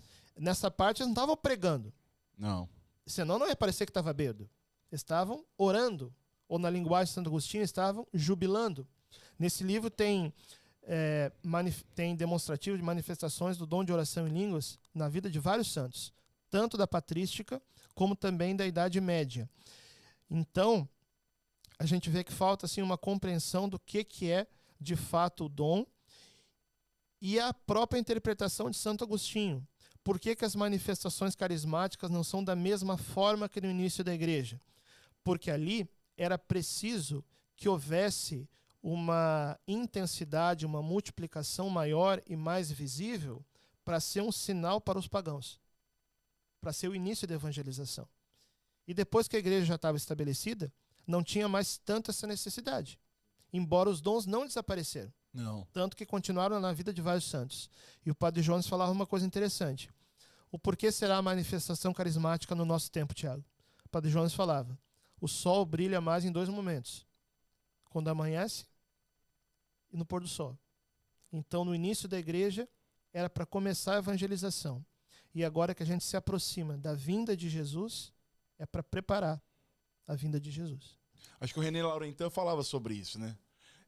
das aparições, ele usava, acho que Lourdes, Nossa Senhora aparecia de manhãzinha, Fátima por volta do meio-dia e Medjugorje 5h40. Quase de noite, né? Quase de noite, então significa... Como um relógio escatológico. Sim, exatamente. Era o René Laurentin que usava esse... Me parece que sim. Do que ele escreve, o René Laurentin é um mariólogo, né? Que inclusive acho que atuou como exorcista um tempo. E padre, por exemplo, nada mais mariano do que se consagrar a Nossa Senhora, né? E mais católico impossível. E ao mesmo tempo, muitos que são consagrados à Santíssima Virgem, que estão sempre com o rosário na mão, que rezam 1000 Ave Marias. Eu tô vendo desaparecer um pouco essa devoção das 1000 Ave Marias, porque a gente tá querendo as coisas muito rápidas. E faz tempo, né, que eu não vejo assim muitas essas movimentações. Há uns anos atrás, há uns 10 anos atrás, eu percebia mais. E muitos desses são pessoas profundamente carismáticas também. Sim. Então não existe uma divisão, não é algo como se não é ilícito, mas antagônico, uma coisa assim. Não existe uma dicotomia ou uma coisa ou outra. Já me perguntaram, padre, afinal de contas, não entendo o senhor. O senhor é mariano ou o senhor é carismático? Resposta: eu sou católico. Sim. E o católico é mariano e é carismático. Eu não estou falando aqui necessariamente, não me entendam mal, de renovação carismática. Sim. Tem muita gente que não vai se identificar com essa forma de orar. Tranquilo? A igreja tem lugar para todo mundo. Existem outras formas de espiritualidade. Mas todo católico raiz, Sim. ele é mariano, porque a igreja é gerada por Nossa Senhora como corpo místico. E o católico, ele é carismático no sentido de abraçar os carismas da igreja. Não necessariamente o carisma da renovação carismática, mas os carismas que a igreja tem como algo bom e aprovado por ela. Sim. Hoje eu vejo muito essa divisão, né? Mas antigamente, o pessoal que mais fez, não sei se foi o que mais, mas um dos que mais aderiram à consagração quando houve essa campanha lá em 2010 foram pessoas de grupo de oração. Foram. Pessoas de comunidades. E muitas foram mal orientadas e foram indo por um caminho perigoso. Às vezes mais exagerado, às vezes menos. Mas o caminho o que era? Era assumir um certo tradicionalismo formal, né? E acabar se afastando de todo aquele meio que pode ter sido ou na renovação carismática, ou talvez um acampamento, num evento, na Canção Nova. São pessoas que vieram de uma experiência carismática. E exatamente porque tiveram a experiência carismática, quiseram se aprofundar. Exatamente. Então a pessoa acaba negando uma parte da história dela, porque agora encontrou, né, uma forma que para ela é mais legítima de viver a tradição. Mas não esquece de uma coisa, cara. Se não fosse o teu batismo no Espírito Santo lá atrás, você nunca ia ter aberto um documento da igreja para estudar. Porque às vezes estava lá no mundo, completamente no pecado, no erro. E nós estamos na época das polarizações. Polarização política, polarização na igreja. A gente precisa integrar mais as coisas. Mesmo porque o Espírito Santo é essa unidade, né? Sim. Se o mundo é polarizado, é Babel ou Pentecostes. Babel ninguém se entende, cada um fala a sua língua. Pentecostes todo mundo se entende, a unidade. E Maria é esposa do Espírito Santo. Como você vai separar a esposa da esposa? Ô padre, me fala, então esse é o primeiro livro. Eu queria que o senhor falasse pro pessoal. Opa, repousou. Confirmou. Confirmou de novo. Esse Segredo da Virgem Maria, acho que... Vamos começar por esse. O senhor já falou do Sou Todo Eu. Fala pro pessoal, esses livros, na verdade, eles têm uma certa sequência, né? Por mais que não seja uma coisa ligada diretamente, mas tem uma certa sequência. Fala pro pessoal do livro. Explica pro pessoal sobre esses livros. Enquanto o senhor explica pro pessoal, eu vou precisar ir no banheiro rapidinho e já volto. Tá certo. Não vai derrubar as coisas aí. Não, o senhor manda ver aí. Eu já volto. Tá certo. Ó, gente, esse aqui foi o segundo livro. Nós publicamos também pela Canção Nova em 2022. Isso, 2022. Que se chama Segredos da Virgem Maria. Nesse livro, eu falo de Nossa Senhora na Bíblia, Antigo e Novo Testamento, e nas principais aparições marianas da história da igreja. Como assim, padre? Maria no Antigo Testamento? A Virgem Maria aparece no Antigo Testamento tanto pelas profecias, eis que uma virgem conceberá, dará à luz a um filho, profeta Isaías, e ela também aparece no Antigo Testamento através das pré-figurações. Então, ela é a árvore da vida, ela é a arca da aliança, ela é prefigurada pelas santas rainhas do Antigo Testamento. Então, todo o Antigo Testamento, do início ao fim, vai prefigurando a Virgem Maria. E no Novo Testamento, ela aparece como aquela que aponta o filho dela. Fazei tudo o que ele vos disser. Porque ela sabe que ela não é o centro, mas o centro é Jesus. E aqui eu coloco também as principais aparições marianas da história da igreja. Ó, gente, vai passar um vulto aí na frente, mas não é demônio não, né? É o Tiago mesmo. É. E aqui eu coloco, então, as principais aparições marianas da história da igreja para você conhecer, tá? Segredos da Virgem Maria. Foi o segundo livro que nós publicamos. E aí, fechando essa primeira trilogia, Tiago, publicamos também pela Canção Nova, 2024, A Hora de Maria, em que eu falo das profecias da Virgem Maria para o fim dos tempos. Eu vejo que tem muita confusão na internet com profecia, Tiago. E às vezes muita gente com medo, pensando que Nossa Senhora vem nos dar más notícias. Então, só para você ter uma ideia do que eu apresento aqui. Primeiro, Nossa Senhora não vem para nos dar más notícias. Ela vem, sobretudo, para nos falar do céu e para nos falar do triunfo do seu coração imaculado. Como ela disse em Fátima, o meu coração imaculado triunfará e será concedido ao mundo um tempo de paz. Tá? Esse triunfo já aconteceu?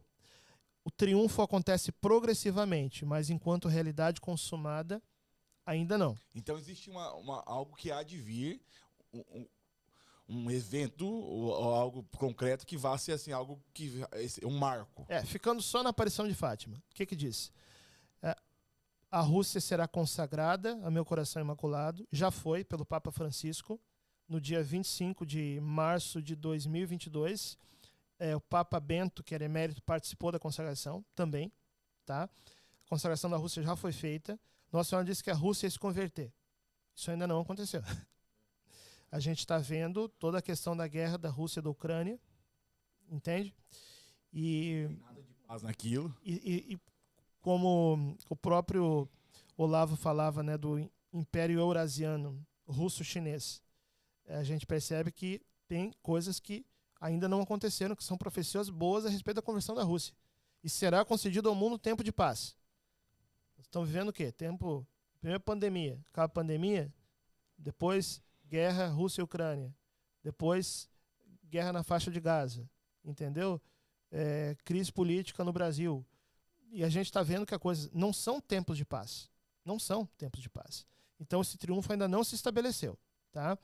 Mas uma das coisas que eu mostro aqui é o seguinte: Nossa Senhora vem para nos dar boas notícias, anunciar a vitória dela.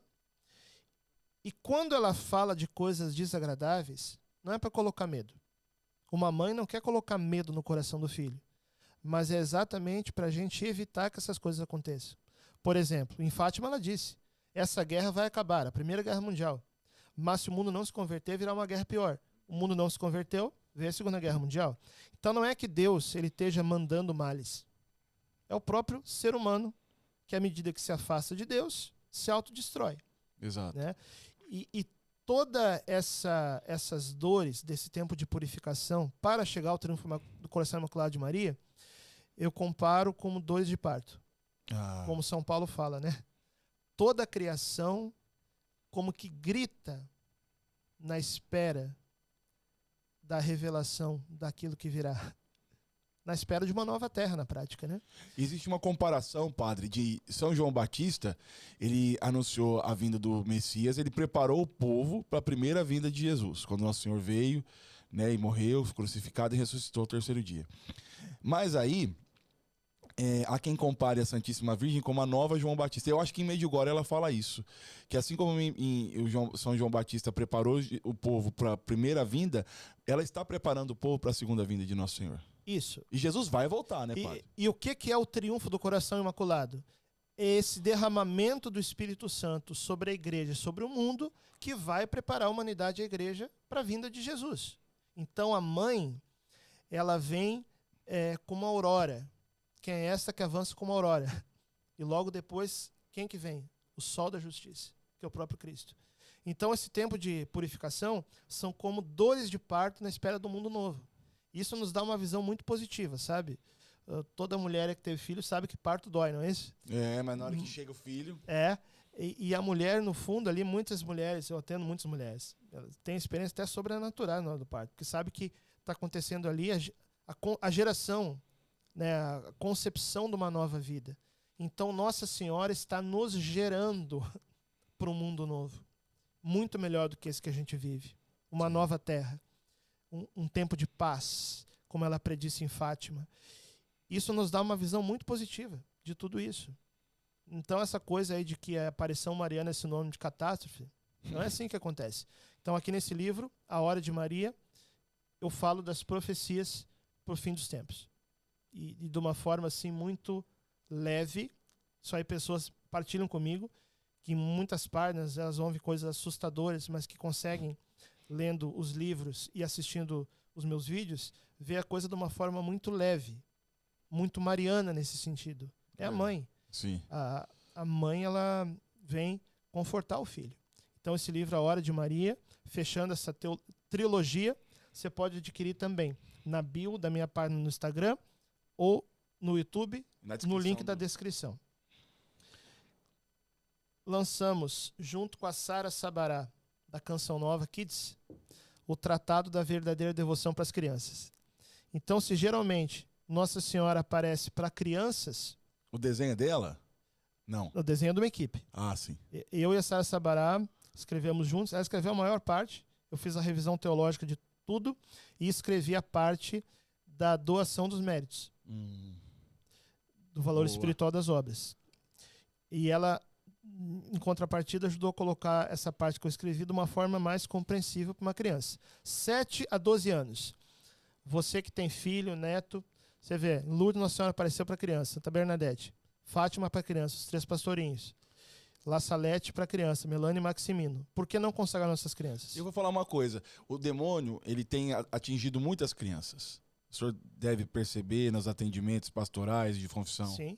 O quanto o demônio tem roubado a pureza das crianças.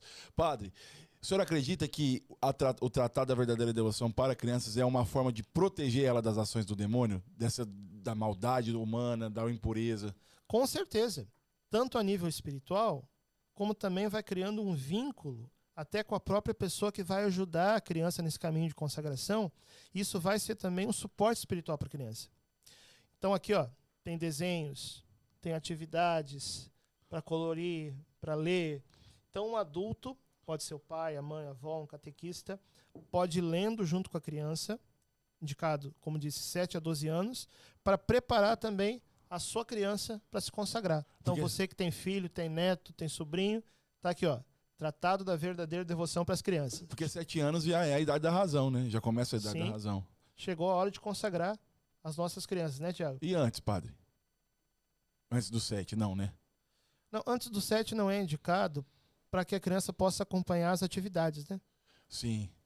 Não, e aqui tem até as orações, né? E às vezes o próprio pai e a mãe pode fazer junto com o filho, né, padre? Exatamente. Pode ir fazendo ali a renovação. Eu tava doido pra ver isso, o senhor acredita? Que eu gosto de desenho. Sempre gostei. Olha aqui, tá muito bonito. Você não tinha hein? esse ainda, né? Não, esse eu não tinha. Esse aí é seu. Obrigado. Tu vai lá consagrar as crianças de Ribeirão. Aí, ó, pronto, Ribeirão Preto, bora. E o padre, pode falar, perdão. E o livro, que é o lançamento desse ano, Aparições Marianas no Brasil. Lançamos no evento da Festa da Misericórdia, lá na Canção Nova, em abril. Foi no mesmo dia do velório do Papa Francisco, né? Então, você vê também que uma mudança de Papa parece que é um tempo de graça para muitas coisas. A gente percebeu isso naquele dia, sabe? Uma presença mariana tão forte no Rincão. Então, Aparições Marianas no Brasil, eu coloco aqui muitas manifestações de Nossa Senhora no nosso país. Eu estudei mais de 40 aparições no Brasil, Thiago. 40. Não que todas sejam verdadeiras, entende? 40 que supostamente reuniram multidões. E eu escolhi aqui 4 aparições para colocar. Dentre essas. São aquelas que foram bem acolhidas pela igreja local, através dos bispos, e que a gente tem uma boa documentação disponível para estudar. Então, eu coloquei aqui Simbres, em Pernambuco. Tive a graça de conhecer pessoalmente a irmã Délia. Campinas, São Paulo, Nossa Senhora das Lágrimas. E 2 menos conhecidas de Minas Gerais. Eu queria que o senhor falasse de uma cidade que chama alguma coisa com C. Itaúna e Congonhal. Congonhal. As 2 já terminaram. Eu Mas tive, inclusive, em Congonhal. Estão vivos? Itaúna foi 3 que começaram a ter. tem um vivo, o Eduardinho. Congonhal, uma pessoa só, o Alfredo, que está vivo.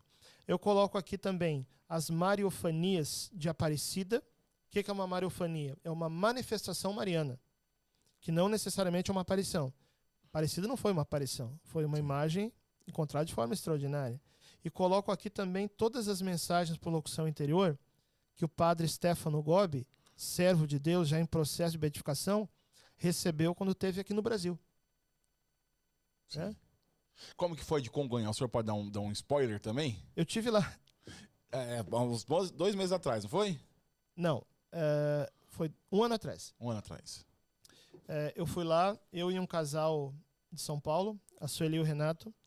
Interessante que quando a gente ia para lá, fica mais ou menos umas 3 horas de carro de São Paulo, né? O Renato estava contando de problemas no trabalho que ele estava passando, né? Ele estava muito preocupado com isso. A gente chegou lá, ficamos de um dia para o outro, passei a noite numa vigília na capelinha, conhecemos o Alfredo, muito discreto, que teve as aparições, né? Em 87 e 88. O professor Felipe Aquino teve lá.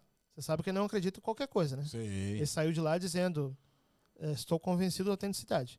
Inclusive ele que escreveu o prefácio desse livro, Aparições Marianas no Brasil, junto com o padre Gabriel Vilaverde. E o Tatá, da Renovação Carismática, Tácito Coutinho, esteve muito próximo. Eu não sei se ele é daquela região, eu sei que ele esteve muito próximo desde o começo. Ele é de Pouso Alegre. É aquela região, Sim. mesma região. E uma coisa interessante que aconteceu, isso eu posso testemunhar, 2 coisas. Quando nós chegamos lá, subimos a montanha de carro, né? A Sueli, que ela é muito mais sensível a essa parte espiritual. A mulher é mais sensível. Exatamente. Ela falou para nós no carro assim, tá tendo sinal no sol. Eu falei assim, hã? Você sabe que teve o sinal no sol em Fátima, tem muitos testemunhos que acontecem em Medjugorje, né? Sim. Aí eu comecei a olhar para o sol na hora que a gente estava chegando lá. E a minha impressão, entende qual que foi o meu processo de discernimento? A minha impressão é que o sol estava girando, né, em torno de si mesmo. Mas eu fiquei pensando assim, será que é coisa da minha cabeça? Eu não sei também, não estou acostumado, não sou doido de ficar olhando para o sol, né? Tem mais vista. Aí eu perguntei para uma pessoa que estava lá, logo a gente desceu do carro assim, Gleice, você está vendo alguma coisa diferente no sol? E a Gleice falou, nossa, padre, que é isso? Sanguínea, né? E aí, todo mundo que estava lá começou a olhar, né? As crianças começaram a falar entre si, olha, mãe, o sol está girando. Aí eu falei para o Renato, filma esse negócio. Então é interessante que na própria filmagem tem a voz das crianças falando isso atrás do vídeo, né? E ninguém mandou as crianças falar, fala que o sol tá girando, moleque. E depois a Gleice contou que as crianças ficaram a noite inteira falando sobre o sinal no sol, né? Então a gente gravou. O que apareceu no vídeo? Você já viu aqueles vídeos de Medjugorje atribuídos aos supostos sinais no sol? Parece que o sol tá assim, né? Sim. Mas eu fiquei pensando assim, Renato, depois falei para ele, faz o seguinte, você vai pegar o mesmo celular, você vai filmar no mesmo horário do dia e no mesmo clima. 3 vezes. Eu quero ver como é que vai sair esse vídeo.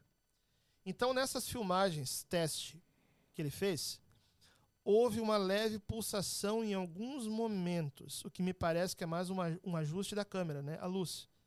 Só que nessa hora, não era uma leve pulsação, era o sol assim, ó, o vídeo inteiro, assim, e a voz das pessoas admiradas no vídeo. Inclusive tem no meu canal no YouTube, Padre Francisco Amaral, não vejam agora, vocês vão ver depois. Tem um vídeo que eu publiquei ontem, chamado O Detetive das Aparições, Desvendando Congonhal, em que eu conto com mais detalhes a minha ida lá, e eu coloco o vídeo que foi filmado, né, da pulsação. Então eu tendo a acreditar que foi um sinal real pela diferença do vídeo com os outros de teste, entendeu? Porque na hora a gente fica emocionado, fica até meio confuso, né? Sim. Mas a igreja tem que ter método de discernimento, não pode. Então eu fiz esse teste e testemunho a favor disso. Outra coisa interessante foi que quando nós íamos embora, a gente conversou com o Alfredo, que teve as aparições e tal, e ele disse que não tem mais, né? Foi só na época. Mas eu celebrei a missa lá, ele passou a missa inteira assim, ó. Eu fiquei pensando, será que ele tá vendo alguma coisa? Aí quando a gente foi se despedir dele, ele olhou pro Renato e falou assim, ó, não se preocupa não, vai dar tudo certo lá no teu trabalho, tá? Lembra da conversa de horas no carro? É. E ele não sabia disso. A gente ficou pensando, será que isso é um recado de Nossa Senhora? O Alfredo falou para mim assim também. Em nome de Nossa Senhora, muito obrigado por tudo que você faz por ela. Falou para mim. Eu fiquei pensando, será que isso, e o que falou para o Renato, foi um recado dela? E a gente saiu de lá com essa questão. Mas muito bom, assim, o clima espiritual, tudo, né? O que é a mensagem lá central? Ela se apresentou como rainha da obediência. Nossa. O que já é profético, né? Sim. Num mundo que ninguém quer obedecer. E rainha obedecendo, né? Parece assim meio que... Porque ao mesmo tempo ela é rainha e escrava por amor, né? Sim. Exatamente por ter se feito escrava por amor, Deus a coroou rainha. Sim. E hoje em dia as pessoas não querem nem obedecer a igreja mais, né? Então é algo profético. E a mensagem é a mesma mensagem de sempre. Principalmente a oração do rosário, conversão.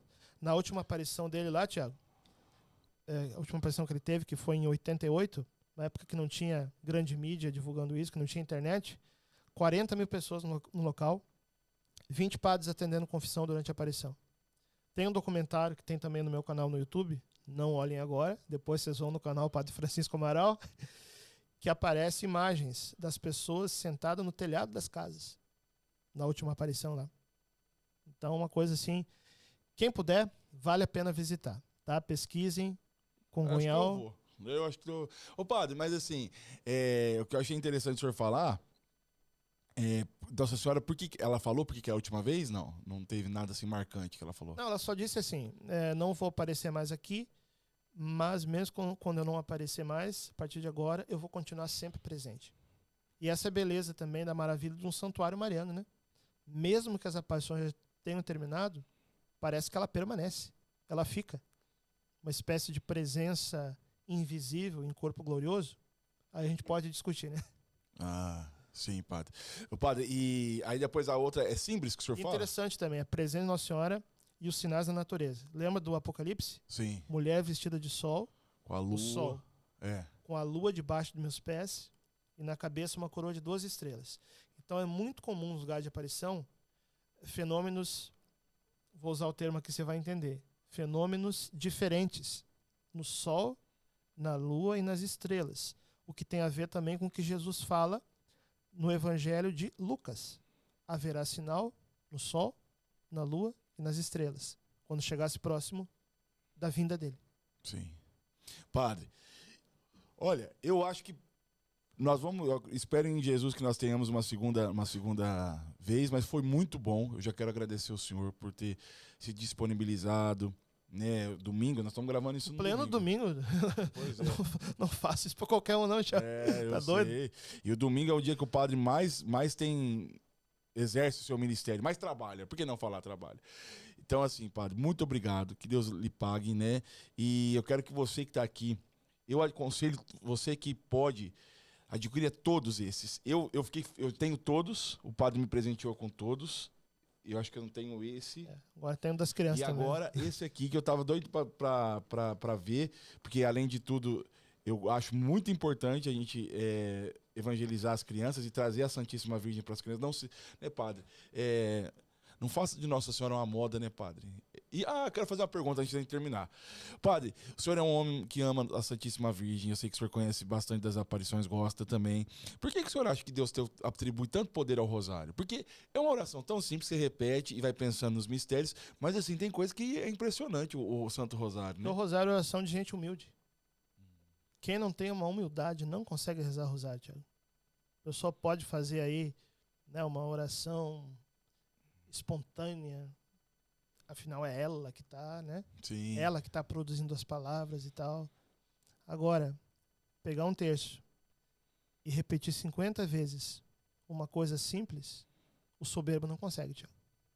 O soberbo não consegue, porque aquilo é pequeno demais para ele, na cabeça dele. Não estou falando que a oração espontânea está errada, pelo amor de Deus. Vocês viram todo o resto do podcast, que eu defendi até as manifestações carismáticas. Mas o soberbo não consegue parar tudo e rezar terço. Ou não consegue perseverar, né, padre? Porque assim, eu vejo assim, igual eu tenho uma devoção muito grande de Nossa Senhora do Rosário de Pompeia. Não uma devoção, assim, eu tenho... É isso que é duro, né? As pessoas perguntam, qual Nossa Senhora você é devota? Eu acho que o senhor deve passar pela mesma coisa, né? Porque, Todas? é É uma só? Não, tipo assim, e qual que você tem mais proximidade? Eu não consigo, porque cada época da minha vida, Nossa Senhora, eu falo que é um look, né? Falo brincando pro pessoal, mas ela aparece de um jeito novo. E Nossa Senhora do Rosário de Pompeia, em muitos momentos difíceis, eu fiz a novena dos 54 dias, né? Que é a novena de Nossa Senhora do Rosário de Pompeia pelo Beato... O Beato que fez a novena. Então, assim, eu percebo que o Santo Rosário é uma arma que sempre Deus suscita. Nos momentos mais difíceis, Deus fala assim, opa, gente, vamos lembrar dessa arma aqui? Igual agora, né? O Santo Rosário, igual as pessoas... o fenômeno do Frei, do Instituto Hesed, que eu gosto muito, tenho muito amor pela irmã Kelly Patrícia, desde muito antes. Mas eu vejo que isso é algo sobrenatural. Deus tem levantado um povo com o rosário na mão. E a irmã Lúcia, que foi uma das videntes de Fátima, né? Quando ela conversou com o padre Agostinho Fuentes, que foi o postulador da canonização dela, ela falou assim, isso na década de 60, 50, que Deus deu ao nosso tempo uma eficácia maior ao rosário. Eu também. Então o rosário que já era eficaz, você sabe toda a história aí do rosário, né? O rosário que já era eficaz. Como nós estamos nos aproximando desses tempos proféticos, irmã Lúcia falando, e o demônio sabe que tem pouco tempo nessa batalha espiritual, a mulher vestida de sol contra o dragão, Deus deu uma nova eficácia para o rosário. Então o rosário que já era poderoso se tornou mais poderoso ainda. Sim. E a gente está vendo o sinal disso aqui no Brasil, com o Frei Gilson e com o Instituto Hesed. Quanto que a gente imaginou, Thiago? Que o povo está mais de 1 milhão, acho que já deu 2 milhões, né? De gente. Juntar tudo dá bem mais, juntar tudo. O Hesed junto. Sim. Quando que a gente imaginou no Brasil o povo acordando de madrugada para rezar rosário? Então a gente está vendo uma grande ação mariana no nosso país. E eu acho que é o início do triunfo do coração imaculado dela no Brasil, Thiago. É porque, se a gente for parar para pensar, o Santo Rosário pode rezar o pós-doutorado, o cara que tem pós-doutorado, e pode rezar o analfabeto. Aliás, tem muita pessoa que é analfabeta e reza o rosário e sabe os mistérios de cor. Então, assim... Mas o soberbo só vai querer oração de doutor. É... Ou vai ser um negócio rebuscado, que só ele entende, ou uma coisa que ele está fazendo. O soberbo não reza o rosário, Thiago. Por isso que ele é tão poderoso. Porque para você rezar o rosário, você tem que se fazer criança no colo de Maria. Exatamente. E Nossa Senhora é essa mãe da humildade, né, padre? É a mãe da humildade que vence Satanás. Porque o diabo é soberbo por excelência, né? E o rosário é uma oração que você vai repetindo a Ave Maria. E eu não sei porquê, mas eu tenho um gosto pelo... Não é idolatria. Se quiser também chamar de idólatra, já tô cansado também. Mas não é idolatria, mas assim, uma vez, eu sempre gostei muito de rosário, né? Eu gosto bastante, eu tô com um agora, logo ele vai embora, porque é sempre assim. Eu tô com o meu aqui. Esse aqui eu peguei lá na paróquia onde eu fui confessar, lá em Ribeirão, né? Esse aqui é o meu, aí tem Nossa Senhora das Graças, que eu gosto bastante. Quando eu era criança, eu gostava muito de Nossa Senhora das Graças, do padre. Eu espalho um monte de texto pela casa. Então. Que eu vou perdendo um, achando o outro, e assim... E agora eu tô usando não tem desculpa não rezar. Eu dou pão pra alguém, eu dou pro irmão de rua, eu dou pra alguém. Bom, eu gosto muito do Santo Rosário. E eu acho que, pra mim, padre, faz muito bem. Eu não sei se é porque a cabeça sempre vai devagar, o senhor viu? Eu vou, Ave Maria cheia de... Então, eu acho que vai organizando meus pensamentos. Eu acho que tem algo natural, mas tem algo também da graça divina, né? E naquele livro que eu falei do Francisco Bamonte, ele fala que o diabo odeia quem reza, principalmente, mas quem produz o Santo Rosário, quem faz o Santo Rosário, tem ódio quem confecciona. Nesse livro, A Virgem Maria, o Diabo e os Exorcismos. Então, não é para você usar como superstição, mas o que ele lembra, igual o senhor falou, com 13 anos, o senhor segurando o rosário na mão, sentiu a presença de Nossa Senhora. Né? Isso, eu nem rezava terço ainda. Acho que eu era soberbo demais para isso ainda. Mas eu pegava o terço como pegando as mãos dela. E aos poucos ela foi conduzindo. E Nossa Senhora fala isso bem de agora, né? Ela falou isso, falou assim, que quem pega no... aí, das aparições assim, as mais modernas, eu gosto bastante da Rainha da Paz. Eu amo o título Rainha da Paz, acho muito bonito. E eu acho que, de fato, quando a gente pega no rosário, a gente pega na mão de Nossa Senhora. Padre, nos dá a bênção. Você que está assistindo, chegou até agora, compartilha com o máximo de pessoas, se inscreve no nosso canal, já ativa aí o sininho, não deixa de se inscrever, que às vezes eu fico triste, padre, tem lá 15 mil visualizações, aí quantos inscritos deu? Não chega nem metade, não, chega muito menos que isso, muito menos. Então, por favor, se inscreve nesse canal, porque você não vai perder nada, você está, de certa forma, também investindo, acreditando na evangelização, mas também está sendo beneficiado. Então se inscreve, compartilha com mais de pessoas. Deixa eu convidar. Eu tenho aqui a página do Instagram, que vocês estão acompanhando agora ao vivo, Padre Francisco Amaral, se inscreve. toda semana eu abro caixinha de pergunta para a gente poder interagir e responder as dúvidas de vocês. Não consigo responder tudo, mas muitas eu consigo, tá? Segue a gente aí, Padre Francisco Amaral, no Instagram. Também na página do Instagram tem o link na bio, que você pode adquirir todos esses livros marianos. E segue também o canal no YouTube, Padre Francisco Amaral. Falo de Nossa Senhora, de consagração, de combate espiritual, de fim dos tempos. Segue aí. Lá no YouTube, toda semana tem vídeos novos, os shorts também, que são os cortes, né, os vídeos curtos. Segue a gente no YouTube, no Instagram, Padre Francisco Amaral. Segue também as páginas do Thiago, né? Thiago Dutra.Exército de Maria. Gente, siga o Padre. Quem não me segue ainda, me siga também. Sejam muito bem-vindos, Padre. Obrigado. Deus abençoe. Nos dê a benção. O Senhor esteja convosco. Ele está no meio de nós. Pela intercessão poderosa da Santíssima Virgem Maria, abençoe-vos o Deus Todo-Poderoso, Pai e Filho e Espírito Santo. Amém. Obrigado, Padre. Quem como Deus? Ninguém como Deus. Como Deus, só Deus. Deus abençoe, gente. Obrigado. Salve Maria. Salve Maria. Tá ao vivo aí no Instagram ainda? O Instagram ainda tá ao vivo.